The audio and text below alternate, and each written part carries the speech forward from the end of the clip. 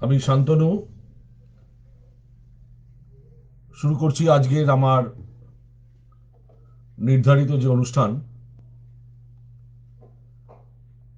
চেনা কবির ভালো লাগা কবিতার আজ দ্বিতীয় পর্ব। প্রথম পর্বে শেষ হওয়ার পর আজ আমরা দ্বিতীয় পর্বে এসে উপস্থিত হয়েছি। আমি বলেছি প্রতি সোমবার এবং শুক্রবার এই অনুষ্ঠান করব। সোমবার থেকে শুরু করেছি, আজকে শুক্রবার দ্বিতীয় দিন। আজকে আমার কবিতা অত্যন্ত অত্যন্ত শ্রদ্ধেয় কবি শ্রী শ্যামল জানার কবিতা। যারা বাংলা কবিতার, আধুনিক কবিতার যারা খবর রাখেন, তারা সবাই শ্যামলদাকে চেনেন। শ্যামলদার কবিতা, যারা কবিতা বোদ্ধা আছেন, তারা কবিতা নিয়ে চর্চা করেন এবং এপার বাংলা ওপার বাংলা দুপার বাংলায় তিনি সমানভাবে জনপ্রিয় কবি। এখন জনপ্রিয়তা বলতে যদি বলেন যে প্রতিদিন বিভিন্ন বড় বড় পত্রিকায় কবিতা খুললেই যাদের নাম দেখতে পাওয়া যায় তারাই জনপ্রিয়তা নয়। কবিতার একটা আলাদা পাঠ্যক্রম থাকে, কবিতার একটা জার্নি থাকে। সেই জার্নিটাকে যারা পছন্দ করেন, সেই জার্নির মধ্যে যারা থাকতে জানেন, তারা শ্যামল জানার কবিতা খুঁজে নিয়ে পড়েন। এটাই আমার উপলব্ধি। শ্যামলদার সম্পর্কে ব্যক্তিগত পরিচয় একটু পরে আসছি। প্রথমে শ্যামলদার একটা ছোট করে বায়োডাটা দিয়ে দিই। প্রথম কথা হচ্ছে, শ্যামলদা সম্পর্কে কোনো জিনিস, মানে কোনো কথা বলাই কোনো একটা ব্র্যাকেটের মধ্যে ধরা খুব অসুবিধে, খুব মানে শক্ত কাজ। তার কারণ হচ্ছে যে শিল্প সাহিত্যের যে কোনো মাধ্যমে তার অনায়াস বিচরণ। তিনি যেমন প্রখ্যাত কবি, তেমনি প্রখ্যাত ভাস্কর, প্রখ্যাত চিত্রশিল্পী। পাশাপাশি তিনি ডকুমেন্টারি ফিল্ম তৈরি করেন। শিল্পের যতগুলো দিক আছে সমস্ত দিকে তার অবাধ অবাধ বিচরণ, এবং সব জায়গাতেই তিনি তিনি প্রায় নমস্য এবং একটা প্রণম্য জায়গায় একটা মাইলস্টোন তিনি তৈরি করেছেন। তাই সুতরাং একটা জায়গায় শ্যামলদাকে আটকে রাখা বা ব্র্যাকেটে কোট আন কোট বলাটা খুব মুশকিল। তবু আমি বলছি, শ্যামলদার জন্ম বড়নগরে, আমিও বড়নগরবাসী, সুতরাং সেই জায়গায় আমরা দুজনেই সহনাগরিক আর কি। 7ই নভেম্বর 1957 সালে তিনি জন্মগ্রহণ করেছেন। মূলত তিনি ইঞ্জিনিয়ারিং এর ছাত্র ছিলেন। তারপর রবীন্দ্র ভারতীকে ভিজুয়াল আর্ট, মূলত ইউরোপীয় চিত্রকলার ওপর তিনি স্নাতকোত্তর ওখান থেকে উত্তীর্ণ হন। ছবির পাশাপাশি আমি যা বললাম, অলঙ্করণ, প্রচ্ছদ তৈরি, এগুলোই তিনি সিদ্ধহস্ত এবং বিখ্যাত। জাতীয় এবং আন্তর্জাতিক বহু চিত্র প্রদর্শনীতে তার ছবি প্রদর্শিত হয়েছে। পশ্চিমবঙ্গে যেটা একটা বড় অবদান তিনি রেখে যাচ্ছেন, সেটা হচ্ছে পশ্চিমবঙ্গের প্রথম ডিজিটাল গ্রাফিক্সের সূচনা তার হাত ধরেই হয়। এবং সেটা এছাড়াও আহ, কি বলে, চিত্রকলা, তারপরে এই সমস্ত বিষয়ে তিনি একজন বড় নিবন্ধকার এবং ভালো বক্তা। সে বিষয়ে আমি আসবো, ওনার সঙ্গে আলাপের বিষয়টা বললেই এটা ক্লিয়ার হয়ে যাবে।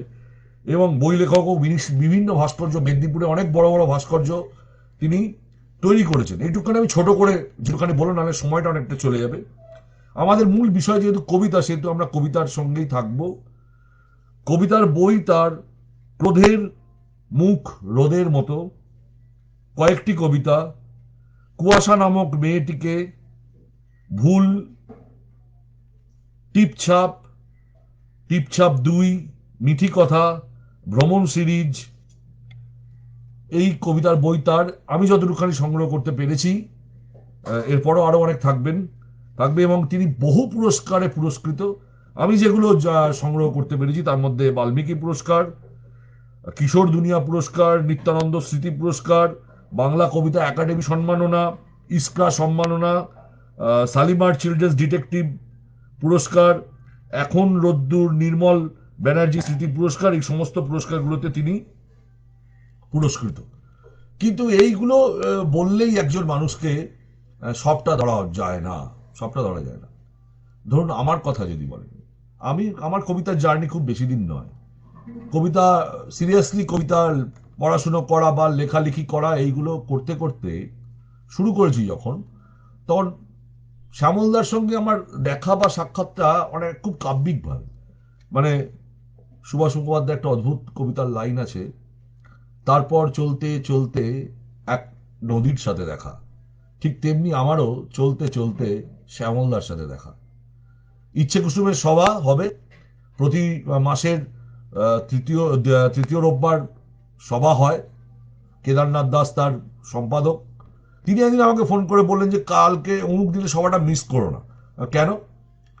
তার কারণ হচ্ছে যে শ্যামল যারা আসবে এটা তুমি একদম মিস করো না। তো ঠিক স্বাভাবিকভাবে আমি মিস করিনি, গেছি। তখন অব্দি জানি না শ্যামল জানা সম্পর্কে। তা আমরা সকলে টুকটাক কবিতা পড়ছি, তিনি শুনছেন, এসে গেছেন। তারপর তিনি কবিতা পড়তে শুরু করেন, তাকে রিকোয়েস্ট করা হলো 2-1 কবিতা পড়ার জন্য। তিনি প্রথম কবিতা পড়লেন, সেই কবিতাটাই আমি আপনাদের কাছে, প্রথম কবিতা আমি আজকে এখানে রেখেছি। সেই কবিতাটার নাম হচ্ছে মধ্যবিত্ত। যারা শ্যামলদার কবিতা পড়েন তারা জানেন যে শ্যামলদার বেশ কিছু সিরিজ আছে। মধ্যবিত্ত সিরিজ 1, 2, 3, 4 করে চলে। জীবন, দাম্পত্য, এই ধরনের বেশ কিছু সিরিজ থাকে। তো এটা মধ্যবিত্ত একটি কবিতা। এই কবিতাটা পড়ছি। যখন একটা নদী ছোট হতে হতে সাপ হয়ে যায়, একটা সাপ বড় হতে হতে নদী হয়ে যায়, তখন আমার আর স্নান করতেও ইচ্ছে করে না, ছোবল মারতেও ইচ্ছে করে না, আমি মধ্যবিত্ত হয়ে যাই। কি উচ্চারণ!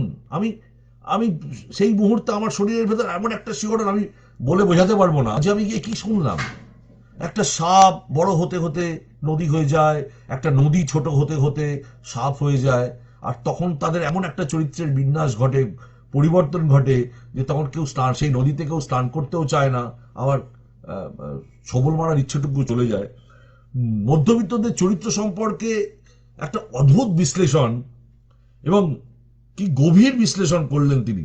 যে নদী সভ্যতার ধারক বাহক, জীবনের গতি, সেটাই কলুষিত এবং বিষাক্ত একটা সরীসৃপের মতো হয়ে গেলে, অনেকেরই সরীসৃপ দেখলে গা শিরশির করে, অনেকের ঘেন্না লাগে।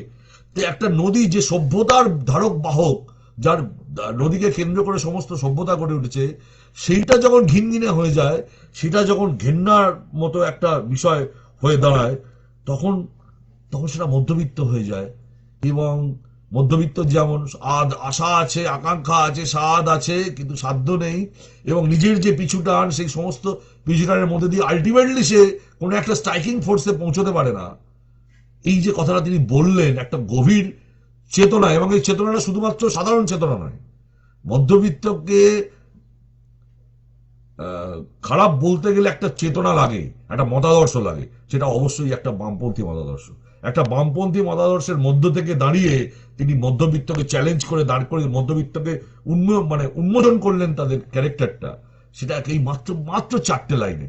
এবং টিপছাপ কবিতার 2, যে বইটা আমি পড়েছি, সেই কবিতার বইতে তিনি তার নিজের কথা লিখতে গিয়ে বলছেন যে অনুকবিতা হবে একটা বোমার মতো। আমি পড়তে পড়তে আমার মনে হয়েছে যে বোমা নয়, আরডিএক্স। একটা ব্যাপক কবিতা পড়ার পর একটা ব্যাপক বিস্ফোরণ, এবং ব্যাপক একটা অঞ্চল জুড়ে অনেকটা সময় তার অনুরণনটা থেকে যাচ্ছে। এটাও সেই ধরনের একটা কবিতা। আমার সঙ্গে ওনার ব্যক্তিগতভাবে আলাপচারিতা আছে, দাদা ভাইয়ের সম্পর্ক। একদিন আলাপচারিতার মধ্যে দিয়ে কথায় তিনি বলেছিলেন যে তিনি যখন ভেনিজুয়েলায় ছিলেন, প্লেন একটা সেমিনারকে কেন্দ্র করে, তখন প্লেন থেকে নামার সময় তিনি একটা নদীকে দেখেছিলেন সাপের মতো। সেখান থেকেই এই কবিতাটার জন্ম। এবং তিনি আমায় বলেছিলেন যে এটা তুমি মনে করো শান্তনু, যে দুটো দিকই, ভালো এবং খারাপ দিক, যখন প্যারালালি বাড়তে থাকে, অর্থাৎ ভগবান যদি হাসি খুশি সৌম্য দর্শন হয়, ঠিক পাশাপাশি উল্টো দিকে শয়তানও কিন্তু সেইভাবেই বাড়তে থাকে। এটা এটা এটা কিন্তু মানুষ চট করে প্রথমে ধরতে পারে না।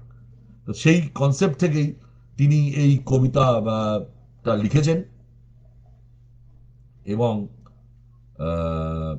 যেটা বলতে চাই আমি, সেটা হচ্ছে যে এটা একটা অত্যন্ত, যে মধ্যবিত্তদের সুবিধাবাদী মানসিকতা এর মধ্যে, এটা এটা একটি একটি রাজনৈতিক কবিতা বলে মনে হয়েছে আমার, প্রতিবাদী কবিতা বলে মনে হয়েছে আমার। আমি একটু সরে যাব, ওই দিনই তিনি আবার উচ্চারণ করলেন, এবং আমি আরো বিহ্বল হলাম। দাম্পত্য সিরিজ থেকে একটি কবিতা লিখলেন, অদ্ভুত সুন্দর কবিতাটা। এখানেও 4 লাইন। একটি নক্ষত্রের গায়ে গা ঠেকিয়ে শুয়ে আছে আরেকটি নক্ষত্র, পাড়ি দিলে বোঝা যায় কতটা আলোকবর্ষ দূরত্বে তাদের বিছানা। চমকে উঠলাম। এ কোন কথা বলছেন তিনি? শুধু দাম্পত্য নয়, দাম্পত্যের মধ্যে যে মমতা, মায়া, মমতা, প্রেম, ভালোবাসা, যৌনতা সমস্ত নিয়েই যে দাম্পত্য, সেই দাম্পত্যেরও শুনেছিলাম দাম্পত্যেরও অসুখ হয়, দাম্পত্য মরে যায়। একই ছাদের নিচে মানুষ বসবাস করে, কিন্তু তাদের মধ্যে নিজেদের মনের টান, এমনকি শরীরের টানটুকু অনেক সময় থাকে না। জাস্ট জীবনটাকে বয়ে চলা, একটা সম্পর্ককে ধরে রাখা, সেই কথা মাত্র মাত্র 4 লাইনে কিভাবে তিনি আমাদের ধরলেন। এবং এই যে অনেক মানুষ আছে আমরা সুখী দম্পতি দেখি, মেকআপ করে চলে যায়, মুখে লিপস্টিক লাগিয়ে, লিপস্টিকের আড়ালে তার হাসিটুকু, তার কান্নাটুকু আমরা দেখতে পাই না, কাজলের আড়ালে তাদের কান্নাটুকু দেখতে পাই না, লিপস্টিকের যে মেকি হাসি সেটা দেখি আমাদের মনে হয় দেখো তো ওরা কত সুখী। কিন্তু সুখের মধ্যেও যে অসুখ আছে, সুখের মধ্যেও যে ঘুণ পোকা আছে, সেটা কবি মাত্র 4 লাইনে বোঝালেন। এই এই এই এইটাই আমি বললাম যে আমি অবাক হয়ে সেই দিন থেকেই আমি শ্যামলদার মানে অত্যন্ত গুণগ্রাহী হয়ে গেলাম। এবং শ্যামলদার সঙ্গে তারপরে আমার ব্যক্তিগত যোগাযোগ আছে, এবং শ্যামলদার কবিতা আমি যখনই পারি তখনই পড়ার চেষ্টা করি। মাঝে মধ্যে একটু সাহস করে শ্যামলদাকে একটু লিখে টিখেও পাঠাই যে টুকটাক কি লিখলাম। কখনো বকুনি খাই, কখনো আবার ভালো বলেন, যাই হোক সেটা আলাদা পার্ট। আমি তারপরের যে কবিতাটি পড়তে চাই, যে কবিতাটি আমি ভোরবেলা খবরের কাগজ খুলে দেখেছিলাম, শ্যামলদার অনেকগুলো কবিতা পড়ার আমি আজকে চেষ্টা করবো আজকের আমার অনুষ্ঠানে, তাই একটু তাড়াহুড়ো করে এগোচ্ছি। এই কবিতাটি বহু চর্চিত কবিতা, আমি পড়ার পরও স্তব্ধ হয়ে গেছিলাম। শুধু আমার মতো না, আমার মতো অনেকেই স্তব্ধ হয়েছেন, বিভিন্ন জায়গায় বিভিন্নরা, বিভিন্ন সংস্থা এটাকে, এগুলোকে আলোচনা করেছেন এই কবিতা নিয়ে। আমি জানি না আমি সেই স্তরে যেতে পারবো কিনা, আমি আমার অনুভবটুকু বলছি। কবিতাটির নাম মিউজিয়াম।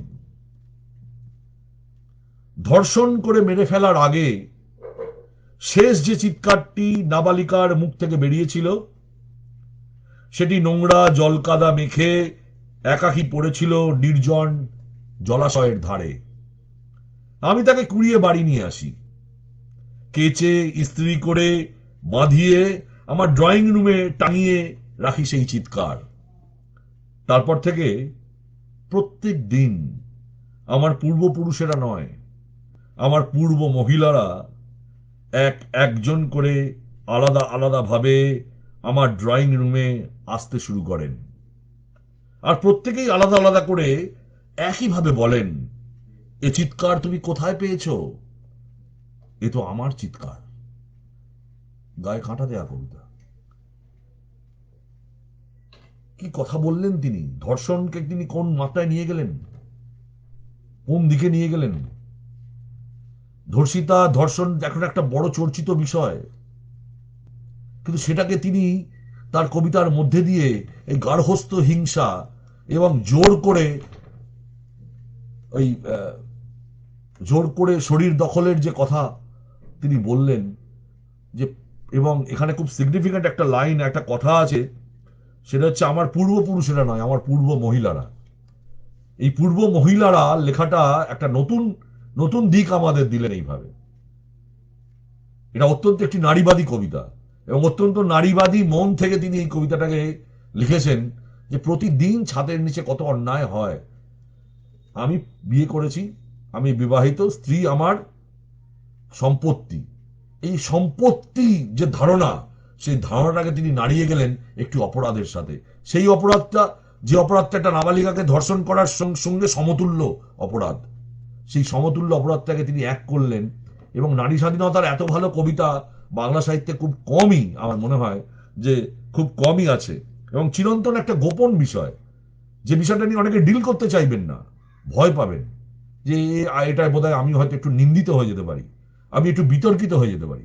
কিন্তু শ্যামলদার ওই যে বললাম একটা মতাদর্শ আছে, সেই মতাদর্শ থেকে তিনি সত্যকে সামনে রাখতে ভালোবাসেন, সেই জন্য তিনি এই কবিতা লিখলেন। এবং এখানে একটা অদ্ভুত অনুভব চিত্র, শ্যামলদার কবিতায় যারা পড়বেন তারা এটা দেখবেন যে একটা সাপ নদী হয়ে যাচ্ছে, নদী সাপ হয়ে যাচ্ছে। একটা কবিতায় উনি বলেছেন, আমি কবিতাটা পড়বো না, সেখানে তিনি বলেছেন যে আমি মানে এমন একটা জিনিস চাই যেখানে আমার বউ এমন হবে স্ত্রী, যে সেই মানে তাকে আলু সেদ্ধর মতো করে চিবিয়ে খাবো, হ্যাঁ, তাকে ভেজে খাবো, সেই আমার যেন স্ত্রী হয়। এটা যে আমাদের পুরুষতান্ত্রিক সমাজের যে মানসিকতা, যে রক্ষণশীল মানসিকতা, হ্যাঁ, সেই মানসিকতার প্রতিবাদে তিনি এটা লিখলেন। এবং এই তার বিভিন্ন কবিতায় আমরা যেটা পাবো সেটা হচ্ছে একটা অদ্ভুত অনুভব চিত্র, এবং এই অনুভব চিত্রই যে কোনো সাধারণ লাইনকে কবিতায় রূপান্তরিত করে। কবিতা কি এ নিয়ে নানা প্রশ্ন আছে, কিন্তু কবিতা একটা অনুভব করার বিষয়। কবিতা ভালো লাগার যেমন বিষয়, কোথাও একটা হৃদয় ছুঁয়ে যাবে সেটা যেমন একটা বিষয়, তেমনি ছন্দ, তাল, মাত্রা এই সমস্ত কিছু ছেড়ে দিয়ে আসল যে বিষয়টা দাঁড়িয়েছে যে সেটা হচ্ছে যে কবিতাকে অনুভব করতে হবে মনের মধ্যে, সেটাকে এ করতে, এবং সেখানে বিভিন্ন লাইন এবং বিভিন্ন বড় বড় যারা পথপ্রদর্শক কবি তারা এই ধরনের লাইন ইউজ করেছেন। যেমন আমি বলি, যদি পাখির নীড়ের মতো চোখ তুলে নাটোরের বনলতা সেন, চোখ তুলে বলতে পারতেন চোখ তুলে বনলতা সেন, পাখির নীড়ের মতো চোখ তুলে একটা আলাদা ব্যঞ্জনায় চলে গেল। আবার ধরুন সুভাষ মুখোপাধ্যায় বলেছেন পাঁজর ফাটিয়ে হাসছে একটা ছোট্ট বট গাছ একটা পাঁচিলের মধ্যে দাঁড়িয়ে, পাঁজর ফাটি, দেয়ালের পাঁচিলেরও পাঁজর, গাছেরও পাঁজর, সে পাঁজর ফাটিয়ে হাসছে। বা ধরুন শক্তি চট্টোপাধ্যায় বলছেন যে এখানে মেঘ গাভীর মতো চড়ে, মেঘ আকাশে ভাসে, তাকে গাভীর সঙ্গে তুলনা করে বললেন গাভী যেমন চড়ে বেড়ায় বিস্তীর্ণ প্রান্তর জুড়ে, তেমনি মেঘ গাভীর মতো চড়ে। বা সুভাষ মুখোপাধ্যায়ের একটি মানে অমর লাইন, ফুল ফুটুক না ফুটুক আজ বসন্ত, কি আছে, পিয়াল ফুটবে না, পলাশ ফুটবে না, শিমুল ফুটবে না, মনে করতে দোষ কোথায়, অনুভব করতে দোষ কোথায় যে আজ বসন্ত। শ্যামলদার কবিতার মধ্যেও এই ধরনের অনুভব, এই যে বলে একটা চিৎকারকে বাড়িতে তিনি তুলে নিয়ে এলেন নোংরা জলকাদা থেকে, এই যে একটা অনুভব চিত্র, এবং সেটাকে আবার কি করলেন, সেটাকে আবার তিনি কেচে ইস্ত্রি করে নিজের ড্রয়িং রুমে টাঙিয়ে রাখলেন। তার মধ্যে দিয়ে একটা যেন অশরীরী একটা ভাবও তৈরি হলো, যে তারপর যেন রাইন দিয়ে প্রতিদিন রাত্রে, আমি এটা কল্পনা করছি, প্রতিদিন রাত্রে তার পূর্ব মহিলারা এসে তার সঙ্গে কথা বলছেন এবং তাকে চলে যাওয়ার আগে জিজ্ঞেস করছেন এটা তুমি কোথায় পেয়েছো, তুমি আমার থেকে আমার চিৎকারটাই এটাখানে লাগিয়েছো। এটা একটা অনুভব চিত্র, এক অসম্ভব কবিতা, অসম্ভব আলোচিত কবিতা যেমন, তেমনি অসম্ভব ভালো লাগার কবিতা। আমি শ্যামলদার, কিন্তু দাম্পত্য মানে কি শ্যামলদার কাছে প্রশ্ন জাগতে পারে, দাম্পত্য এক, দাম্পত্য পড়লাম, তারা তারা নক্ষত্র, তারপরে এই মিউজিয়ামে ধর্ষণ, না, দাম্পত্য মানে তার কাছে আবার অন্য মানেও আছে। একটি কবিতা পড়ছি, সেখানে তিনি বলছেন দাম্পত্য সিরিজের 1 নম্বর কবিতা, সেখানে কবিতাটা কত সুন্দর দেখুন। কবিতাটা তিনি বলছেন, একটি সূচ একা কিচ্ছু করতে পারে না, একটি সুতো একা কিছু করতে পারে না, যতক্ষণ না একটি সূচের ভেতর অনুপ্রবেশ করে এক মাপ মতো সুতো, ততক্ষণ কাপড়ে ফুল ওঠে না, নকশাও হয় না, যতক্ষণ না একজন নারীর ভেতরে পুরুষ। কত একটা অপার্থিব একটা কথা, নারীর ভেতরে একটা পুরুষের প্রবেশ দাম্পত্যতে তিনি বলছেন। তিনি তুলনা করছেন মা কাকিদের এই সুতোর মধ্যে ঢুকিয়ে নকশা ফুল তোলা, এই যে সুন্দরের একটা ছবি, কোনো কিছু কে জোড়া লাগানো এবং তার মধ্যে যে চিত্রটা আঁকা ফুল নকশায়। আমরা তো কতদিন কত নকশা কাটা জিনিস পড়ি, কখনো ভাবি এর মধ্যে দিয়ে একটা দাম্পত্য, এর মধ্যে দিয়ে একটা নারী পুরুষের সম্পর্ক, একটা অদ্ভুত রোম্যান্টিক কবিতা। সবসময় যে তার কবিতা কর্কশ একটা শক্ত কথা বলছে তা নয়, একটা রোম্যান্টিকতা তিনি এখানে এইটার মধ্যে আঁকলেন, এবং এটা অসম্ভব। এবং ওই 3-4টে লাইন, আবার একটা কবিতায় তিনি বলছেন দাম্পত্য 19, ওই সিরিজও আমি বলেছিলাম সিরিজ আছে, সিরিজে উনি বলছেন একটা বয়স্ক ভাঙা নদী এখনো গায়ে তার সকাল আটকে আছে। কি অদ্ভুত, একটা বয়স্ক ভাঙা নদী এখনো গায়ে তার সকাল আটকে আছে, না বুঝে একটা অবিচলিত ঢেউ হঠাৎ তার ভেতর ঢুকে পড়ে, আমি আজীবন উবু হয়ে বসে সারাতে বসি সেই নদী। কি অদ্ভুত কথা বললেন, দীর্ঘ দাম্পত্য জীবনে একটা সকাল আছে, দাম্পত্য জীবনটা খুব সুন্দর, তার মধ্যে একটা সকাল আটকে আছে, এখনো সে ক্লিশে হয়ে যায়নি, এখনো সে দুপুর হয়ে যায়নি, এখনো সে সন্ধ্যা হয়ে যায়নি, এখনো তার সকাল, এখনো তার সম্ভাবনা, এখনো তার পবিত্র ভাবটুকু রয়েছে সকালের মধ্যে। যে দাম্পত্য জীবনে একটা বয়স্ক ভাঙা নদীকে তিনি বলছেন, এবং বলছেন হঠাৎ একটা অবিচলিত ঢেউ, বিবেচনাহীন একটি ঢেউ। এটাকে তিনি কি বলতে চাইলেন, অবিবেচিত ঢেউ? এটা কি প্রেম, অভিসার, নিষিদ্ধ প্রেম, কি বলছেন তিনি? এবং তিনি কিন্তু এই অবিচলিত ঢেউটাকে প্রাধান্য দিলেন না, সেই ঢেউ যাতে প্লাবিত না করে দিতে পারে, ভেঙে দিতে না পারে, তার দুটো পাড় এপার ওপার না ভাঙতে পারে, তিনি নদীটাকে সারাতে বসলেন। অসম্ভব অসম্ভব একটা চিত্র, অনুভব চিত্র তিনি আঁকলেন এই কবিতায়, যা সত্যি পাঠকদের গায়ে কাঁটা দেবে। এবং অনেকে অনেক সময় মানে আমাদের মতো লোকেদের মনে হয় দূর আর লিখবো না এরকম হওয়ার পর। আবার দাম্পত্য নিয়ে তিনি কি বলছেন, সেখানে দাম্পত্যের যে মধ্যবিত্তের দাম্পত্য বা দাম্পত্যের একটা জায়গায় এসে যে মান অভিমান এত কিছু থাকে, সেখানেও তিনি বললেন দাম্পত্য নয়, ধরো একটা সাদা পাতা, তার উপরে উড়ে এসে বসলো এক নামহীন বিষণ্ণতা, তার ডানায় ছোট্ট একটা অশ্রুর টিপ, কেউ না জানুক আমি জানি ওটা কার। Self realisation. আমরা সুখী নই,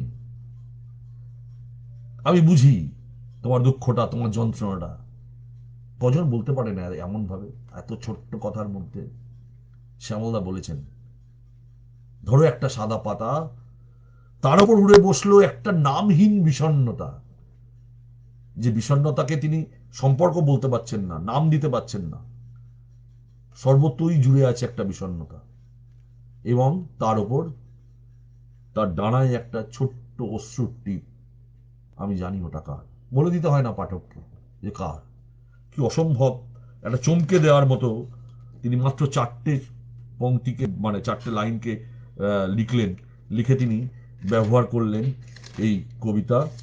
আমি আরো আরো অনেক কবিতায় তিনি আমাদের প্রায় জীবন সম্পর্কে একটা বড় শিক্ষা দিয়েছেন, সেই সেই সমস্ত কিছু।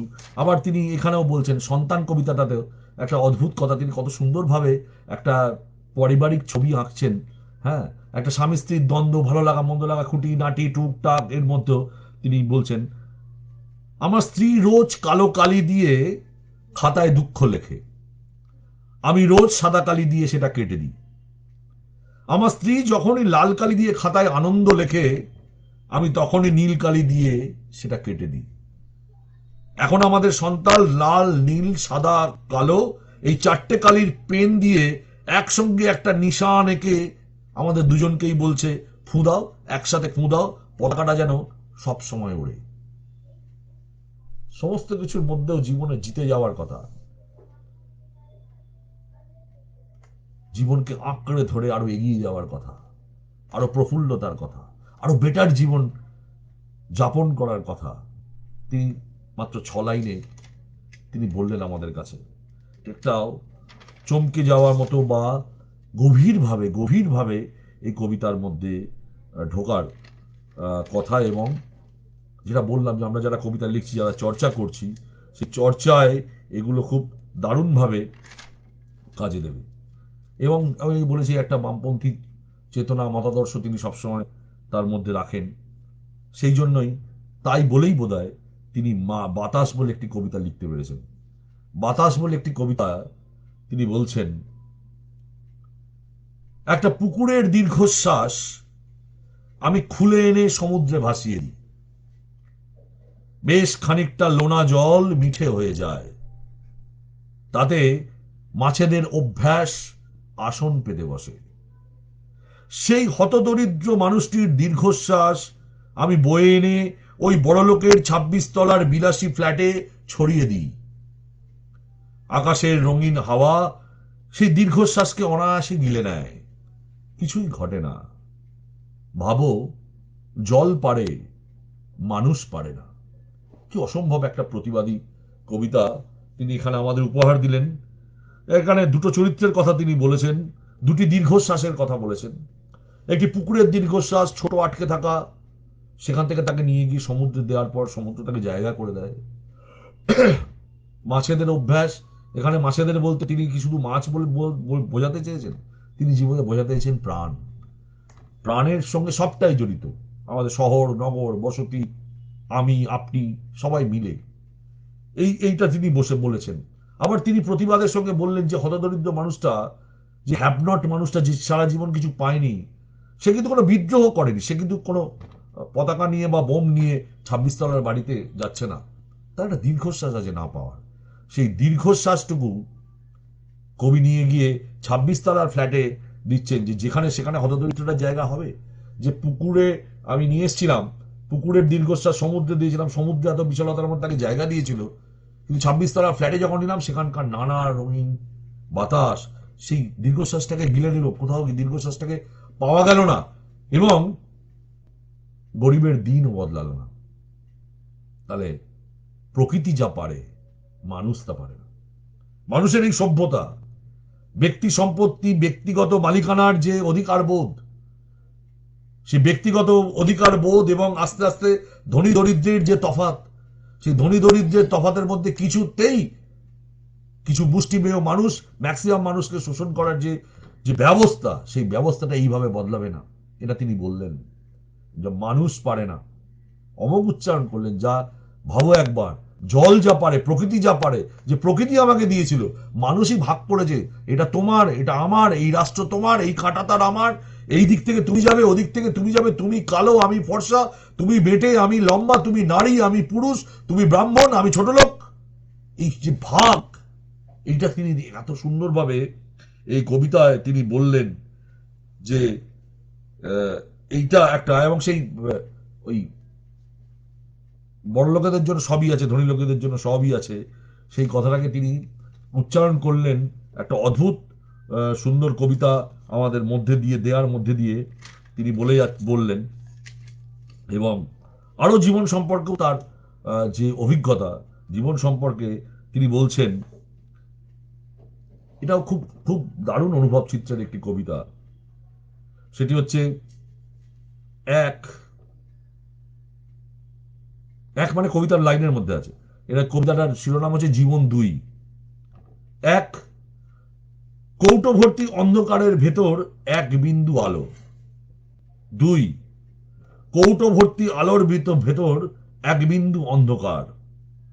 প্রথমটি হয়, দ্বিতীয়টি হয় না, অথচ দ্বিতীয়টির হাত ধরেই আমরা হেঁটে যাচ্ছি মহাপ্রস্থানের দিকে। এখানে ঠিক এবং ভুলের অঙ্ক কবি বললেন। সংস্কার কুসংস্কার, সু কুর মধ্যে যে দ্বন্দ্ব, সেই দ্বন্দ্বটাকে তিনি নিয়ে এলেন এবং নিজেই বিবেকের ভূমিকায়, এখানে বিবেক এবং বিচারকের ভূমিকায় অবতীর্ণ হয়েছেন কবিতার ভেতর। কোথায়? ওই যে তিনি বললেন এসে, প্রথমটি হয় দ্বিতীয়টি হয় না। এখানে কবি নিজে ঢুকে গেলেন কবিতার ভেতর। তার আগে তিনি বলছিলেন, এক ধরে নাও একটা কৌটের ভেতর অন্ধকার আছে, একটা আলো ভর্তি কৌটের ভেতর এক বিন্দু অন্ধকার, আবার এক বিন্দু আলোর ভেতর অন্ধকার, দিয়ে তিনি বলে দিলেন কোনটা হয়। কৌটো ভর্তি অন্ধকারের ভেতর এক বিন্দু আলো, সেটা ফেলা যায় বৈজ্ঞানিকভাবে, বৈজ্ঞানিকভাবে এটা সফল। এই যে বিজ্ঞানটাকে তিনি নিয়ে এলেন, আলোর মধ্যে কোনো অন্ধকারের স্পট আঁকা যায় না, অন্ধকারের মধ্যে আলোর রেখা দেয়া যায়। এই যে বিজ্ঞান, এটা কি তাহলে বৈজ্ঞানিক সমাজতন্ত্রের কথা তিনি বলছেন? বিজ্ঞানের কথা বলছেন? সমাজের যে যে গতি, দ্বন্দ্বমূলক বস্তুবাদের যে গতি, সেই গতির কথা তিনি বলছেন। স্পাইরাল ভাবে এগিয়ে চলেছে সমাজ সভ্যতা, এবং তিনি বিবেকের ভূমিকা এসে বললেন ওটা হয় না, আলোর মধ্যে অন্ধকার আঁকা যায় না। ঢুকে গেলেন বিবেকের মধ্যে, মাস্টারমশাইয়ের মধ্যে ঢুকে গেলেন। তারপরেই আফসোস করে বললেন, অথচ মানুষ, এই যে এখনো তাই, গণেশ দুধ খাচ্ছে, নানা বিষয় আছে, আমি আজকে এখানে আমি রাজনীতি নিয়ে ঢুকতে চাইছি না, কিন্তু অনেক বিষয় আছে আমাদের মন মানে না, তা সত্ত্বেও ঘটছে। মানুষ তার পিছনে দৌড়চ্ছে মায়ামৃগর মতো। এবং মহাপ্রস্থান, মহাপ্রস্থান কথাটা ইউজ করলেন কেন, ব্যবহার করলেন কেন? নির্গমন বলতে পারতেন, চলে যাওয়া বলতে পারতেন, নিষ্ক্রমণ বলতে পারতেন। মহাপ্রস্থানের সঙ্গে আমরা মহাভারতকে যুক্ত করেছি, যেখানে যতই অর্জুনের বাণী থাক গীতায়, সম্ভাবনী যুগে যুগে শুনেও, সমস্ত আত্মীয় স্বজনকে হত্যা করার পরেও, ধর্মের যুদ্ধ লড়ার পরেও, জেতার পরেও পঞ্চপাণ্ডবের মনে হয়েছিল সব কেমন ফাঁকা শূন্য, অপরাধ বোধ ছিল তাদের, তারা স্বর্গে যাওয়ার জন্য যাত্রা করলেন। তাহলে এখানে তিনি কাদের বলছেন, মানুষকে কি বলছেন? মহাপ্রস্থানের পথে। তোমার যাত্রা, অন্তিম যাত্রার দিকেই তুমি চলে যাচ্ছে ওই আঁকড়ে ধরে। ভুল, দ্বন্দ্ব, ভাববাদ বস্তুবাদের দ্বন্দ্ব, আমি যেভাবে বুঝেছি ভাববাদ বস্তুবাদের দ্বন্দ্বকে তিনি এখানে খুব সুন্দরভাবে এই কবিতাটায় তিনি নিয়ে এলেন। এইভাবেই কবিতাগুলোকে করতে করতে এগিয়ে যাওয়া, এবং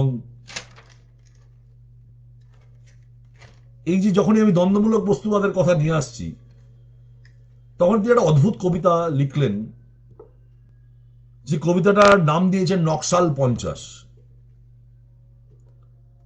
খুব সাহসের সঙ্গে শিরোনামটাকে ব্যবহার করলেন, নকশাল 50। কি বললেন তিনি? কবিতাটা মাত্র 4 লাইনের কবিতা। গ্রাম দিয়ে শহর যখন হলো না, তখন জ্যোৎস্না দিয়ে ঘিরে ফেললে দীর্ঘশ্বাস। কখনো আবার যদি চাঁদ ওঠে, তাকে শুতে দেব কোথায়? 4টে লাইনের মধ্যে তিনি কি বললেন? গ্রাম দিয়ে শহর ঘোরার যে রাজনৈতিক থিওরি, মাও সেতুংয়ের লং মার্চ থেকে শুরু করে এদেশেও কিছু মানুষ তারা চেয়েছিলেন, সেটা যখন হলো না, ব্যর্থ হলো বিপ্লবের চেষ্টা, তিনি বিপ্লবকে কার সঙ্গে তুলনা করলেন? জ্যোৎস্নার সাথে। দীর্ঘশ্বাসকে তিনি ঘিরে ফেললেন জ্যোৎস্না দিয়ে। এখানে অন্য মানেটাও হয়, যে আরো প্রাচুর্য, তা দিয়ে তুমি ভুলে গেলে সেই দীর্ঘশ্বাস, যে আমার বিপ্লব হলো না, সেই দীর্ঘশ্বাসটাকে চাপা দেওয়ার জন্য ঘিরে ফেললে কিছু লোভ লালসার মধ্যে, বিক্রি হয়ে গেলে।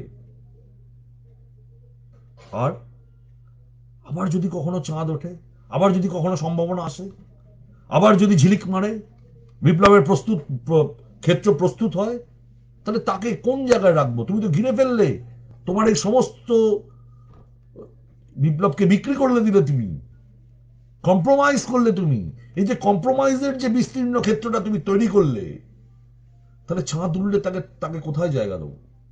কি অসাধারণ বিপ্লব এবং বিপ্লবের সম্ভাবনা এবং আগেকার ব্যর্থ বিপ্লব সম্পর্কে মাত্র 4টে কথায়, 4টে লাইনের মধ্যে দিয়ে তিনি করলেন, বললেন এবং শিরোনামটা আঁকলেন। শিরোনামটা অবশ্য এখানে, শিরোনামটা দিয়েই একটা ঢোকার, কবিতাটার একটা সংকেত, কবিতার মধ্যে আরো বিস্তীর্ণভাবে ঢোকার জন্য সংকেত হলো এইটা।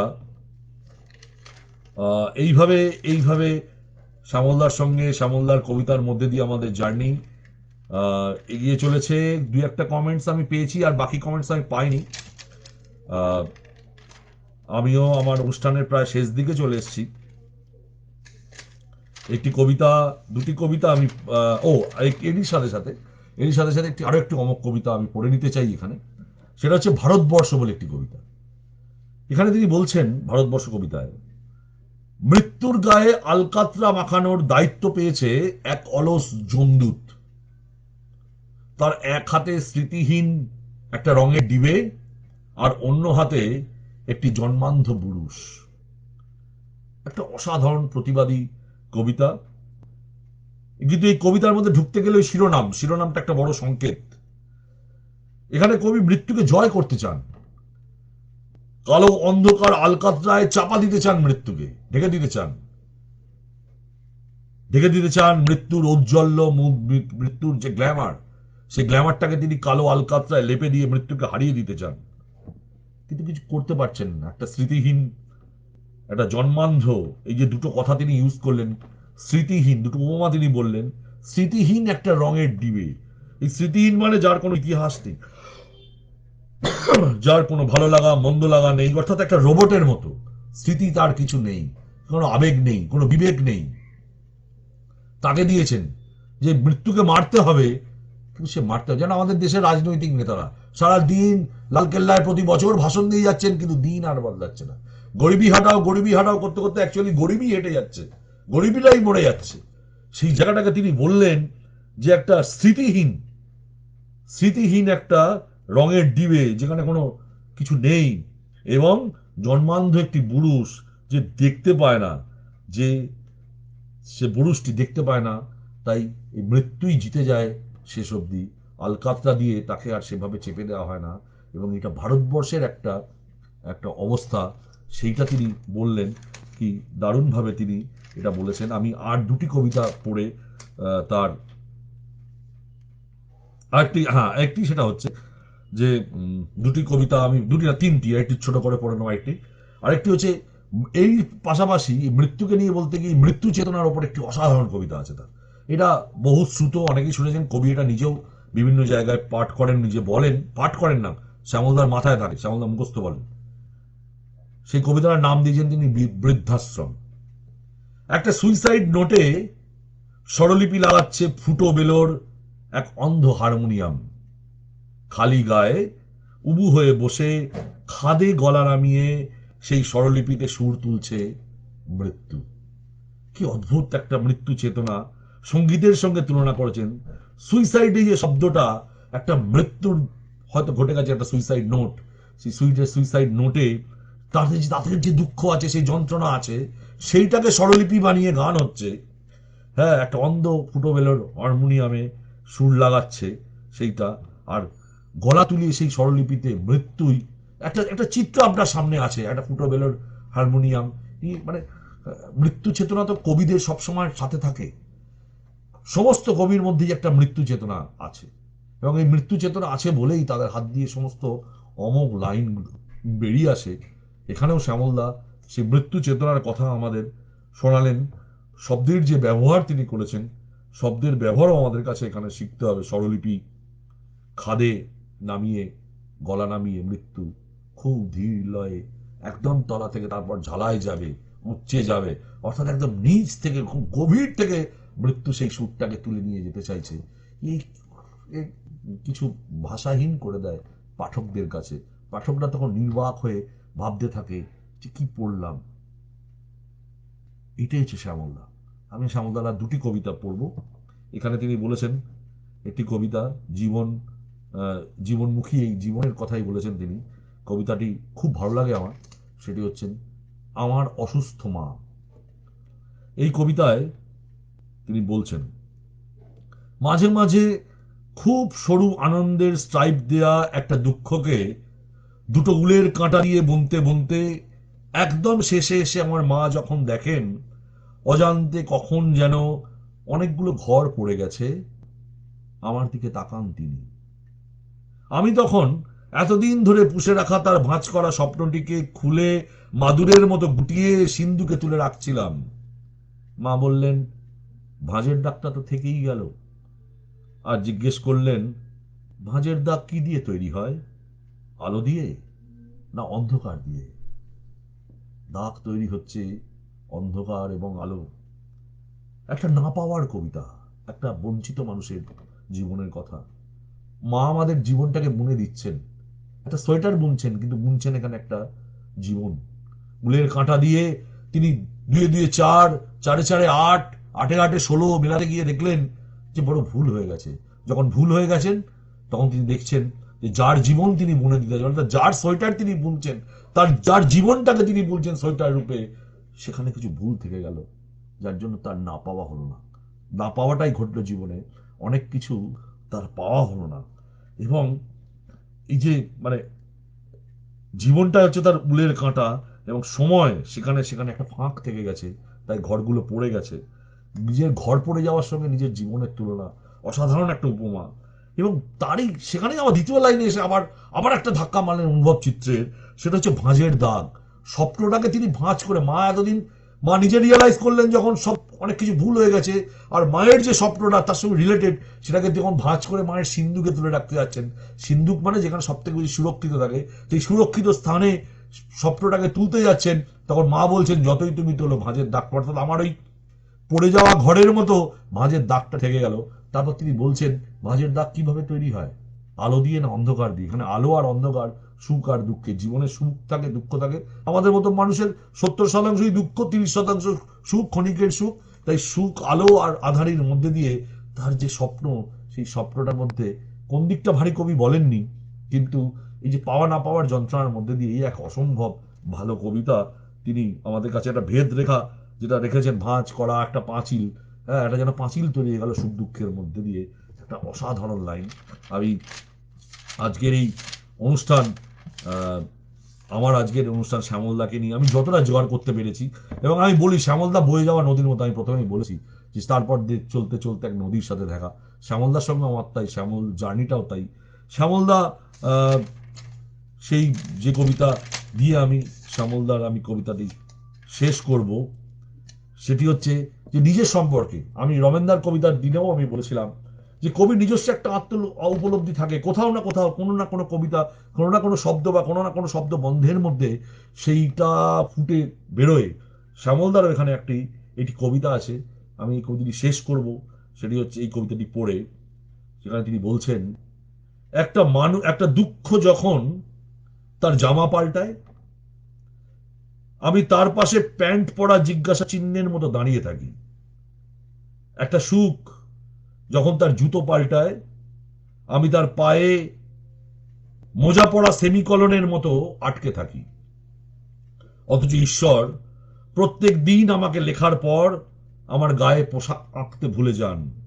আমি উলঙ্গ বিস্ময়বোধক হাত হয়ে ঘুরে বেড়াই পৃথিবীতে, যার দুটো হাতই নেই। কি বললেন তিনি! সুখ দুঃখকে নিয়ে একটা অসাধারণ উচ্চারণ, কবিতার জাদু বাস্তবতা। দুঃখ যখন জামা পাল্টায়, দুঃখ তো জামা পাল্টাবেই, দুঃখই তো বারবার ফিরে ফিরে আসে, তাই বারবার জামা পাল্টায়। আমাদের আমাদের মতো একেবারে খেটে খাওয়া মানুষের জীবনে দুঃখ তো ওইভাবেই আছে, বারবার সে জামা পাল্টায়, জামা পাল্টায়। আর আমি ঠিক যখন সে যেমন জামা পাল্টায়, আমি তখন প্যান্ট পরে একটা জিজ্ঞাসা চিহ্নের মতো দাঁড়িয়ে থাকি যে কি, দুঃখই বারবার আসতে থাকছে। আর সুখকে, তিনি দুঃখকে জামা বললেন, আর সুখকে কি বললেন? সুখ তার জুতো পাল্টায়, জুতো চলে যাওয়ার জন্য। কি অদ্ভুত ভাবে বললেন দেখুন! সুখ হচ্ছে জুতো, অর্থাৎ জুতো পরে তো কেউ, জুতো ঘরের বাইরে থাকে, ঘরের বাইরে মানে আমার সুখের বাইরে, আমার সাধ্যের বাইরে। সেই জুতো পরে সে চলে যায়, আমি তখন তার সেমিকলনের মতো, ছোট্ট কমা দিয়ে দাড়ি দিয়ে আটকাতে পারি না, সেমিকলনের মতো তার পাশে পড়ে থাকি। আর ভগবান, ঈশ্বর, এখানে তিনি ঈশ্বরের কথা বললেন। আমরা ছোটবেলায় পড়েছি না, একটা বাচ্চা জন্মালে মাথার গোড়ায় কি সব রাখতে হয়, কোন দিন এসে যেন কে যেন এসে তার ভাগ্যলিপি লিখে যায়। তো সেই প্রতিদিন ঈশ্বর তার যে দিনপঞ্জি ডায়েরি লিখেছেন, যে আজকে অমুক তারিখ তোমার এই এই ঘটিবে, তোমার ওই ওই ঘটিবে, এই সেখানে গিয়ে তার পোশাকটাই আঁকতে ভুলে যান। অর্থাৎ তাকে সুখও দিলেন না, দুঃখও দিলেন না, একটা বিস্ময়বোধক জীবনের মতো, যে কেন আমি, কিসের জন্য আমি, কোথাকার আমি, এই যে বিস্ময় একটা বোধ, সেই বিস্ময় বোধটা নিয়ে আসেন এবং নিজে জামা পরে নিতে, কারণ তার হাত নেই, নিজেও কিছু করতে পারেন না। কি অদ্ভুত জীবন দর্শন! আমি আমার নিজের ব্যক্তিগত তরফ থেকে শ্যামলদার দীর্ঘায়ু, সুস্থ জীবন আমি কামনা করব, এবং কামনা করব যে শ্যামলদা সরস্বতীর অন্যতম বরপুত্রদের মধ্যে একজন, তার লেখা কলম যেন কখনো না থামে। আর ঠিক তেমনি ভাবে যে তিনি যেভাবে আমাদের উৎসাহ দেন, আমাদের কথা শোনেন, আমাদের আমাদের নতুন কথাগুলো বোঝার চেষ্টা করেন, এবং তার এই অসম্ভব অনুভব চিত্রের কবিতার মধ্যে দিয়ে আমরাও যাতে আমাদের জীবনের কবিতার জার্নিটাকে এগিয়ে নিয়ে যেতে পারি, এই এই কামনা করে আমি আমার অনুষ্ঠান আজকের মতো শেষ করছি। শ্যামলদা ভালো থাকবেন, এবং আপনারা আজকে যারা আমার এই অনুষ্ঠান দেখলেন তাদের সকলকেই আমি আমার ব্যক্তিগত তরফ থেকে আন্তরিক শুভেচ্ছা, প্রীতি, ভালোবাসা জানাচ্ছি।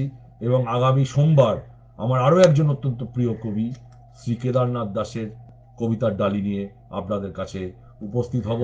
ততক্ষণ নমস্কার।